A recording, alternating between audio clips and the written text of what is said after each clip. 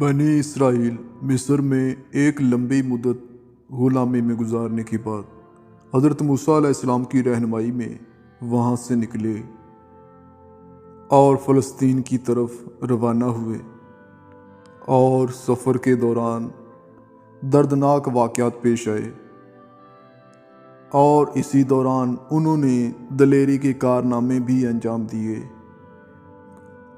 آخر کار وہ فلسطین کی سرزمین پر پہنچ گئے۔ مصر سے نکلنے پر بنی اسرائیل کی قومی اور مذہبی روایات کا آغاز ہوا۔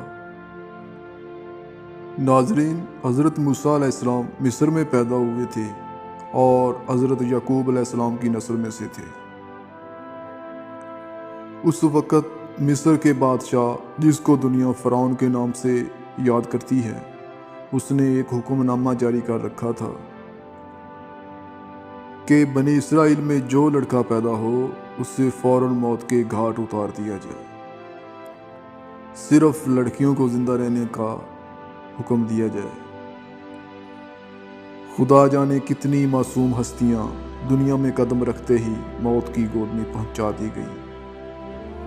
ناظرین، حضرت موسیٰ علیہ السلام اس لیے بچ گئے تھے کہ پیدا ہوتے ہی آپ کو ایک ٹوکری میں رکھ کر دریائے نیل میں بہا دیا گیا تھا۔ فرعون کی بیوی نے یہ ٹوکری دیکھی تو دریا سے نکلوائی اور بچے کو اپنے بیٹے کی طرح پالا۔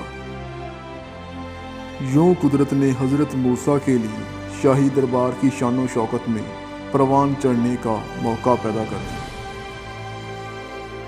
حضرت موسیٰ علیہ السلام جوان ہوئے تو ایک دن آپ نے دیکھا کہ ایک مصری ایک اسرائیلی کو پیٹ رہا ہے۔ حضرت نے مصری کو ظلم سے روکنا چاہا، لیکن وہ باز نہ آیا۔ اس پر آپ نے اس سے ایک گھونسا رسید کیا اور وہ مصری وہیں گر کر مر گیا۔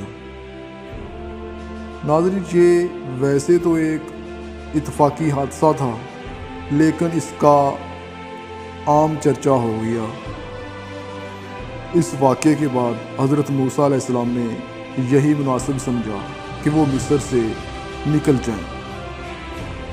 چنانچہ حضرت موسیٰ علیہ السلام بحیرہ احمر کے نزدیک ایک صحرائی علاقے میں حضرت شعیب علیہ السلام کے پاس چلے اور ایک مدت تک وہاں ریوڑ چراتے رہے۔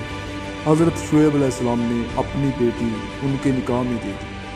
پھر ایک جھاڑی سے آگ نکلنے کا واقعہ پیش آیا اور حضرت کو بشارت ملی کہ وہ بنی اسرائیل کو فرعون کے ظلم سے نجات دلائیں گے۔ چنانچہ وہ اس غرض سے مصر واپس چلے گئے۔ ناظرین، جب آپ مصر واپس پہنچے تو آپ نے اپنے بھائی حضرت ہارون علیہ السلام کو بلایا اور حضرت ہارون علیہ السلام کی مدد سے بنی اسرائیل کو جمع کیا، لیکن فرعون نہ تو بنی اسرائیل کو ذلت کی زندگی سے نجات دینے کے لیے تیار تھا اور نہ ہی انہیں مصر سے جانے کی اجازت دیتا تھا۔ ناظرین، اس کے بعد پھر اللہ کے حکم سے مصر میں یکے بعد دیگرے وبائیں نازل ہونا شروع ہو گئیں، تو فرعون نے مجبور ہو کر اجازت دے دی۔ مگر حیرت کی بات یہ ہے کہ بنی اسرائیل کا قافلہ جب روانہ ہونے لگا تو فرعون کی نیت پھر بدل گئی۔ اس نے اپنی فوج کا ایک بڑا لشکر تیار کیا اور بنی اسرائیل کا پیچھا کرنے کے لیے بحیرہ کلزم کے کنارے پہنچ گیا تاکہ ان کا راستہ روک سکے۔ یکایک خدا کی قدرت سے ایسی ہوائیں چلیں کہ پانی کے اترنے سے سمندر میں راستہ پیدا ہو گیا اور بنی اسرائیل سلامتی کے ساتھ پار اتر گئے۔ لیکن جب فرعون ان کے پیچھے پیچھے چلا تو پھر موجیں آ گئیں اور وہ فوجی لشکر سمیت ڈوب گیا۔ ناظرین، مصر سے باہر آ جانے پر بھی بنی اسرائیل کی آزمائش کا دور ختم نہ ہوا۔ وہ ایک نسل تک صحرا میں پھرتے رہے۔ بنی اسرائیل کے آپس میں بھی اختلافات پیدا ہوئے، مگر خدا کے ساتھ جو عہد ہو چکا تھا اس کی پابندی اور حضرت موسیٰ علیہ السلام کے لائے ہوئے احکام کی پیروی نے بنی اسرائیلیوں کا شیرازہ بکھرنے نہ دیا۔ ناظرین، حضرت موسیٰ نے وادی اردن کے پاس ایک پہاڑ پر وفات پائی۔ اس وقت تک بنی اسرائیل فلسطین میں داخل نہ ہوئے تھے، لیکن حضرت موسیٰ اس پر مطمئن تھے کہ ان کی قوم میں مصیبتوں اور آزمائشوں کو صبر سے برداشت کر لینے اور ایمان پر قائم رہنے کی صلاحیت پیدا ہو چکی ہے۔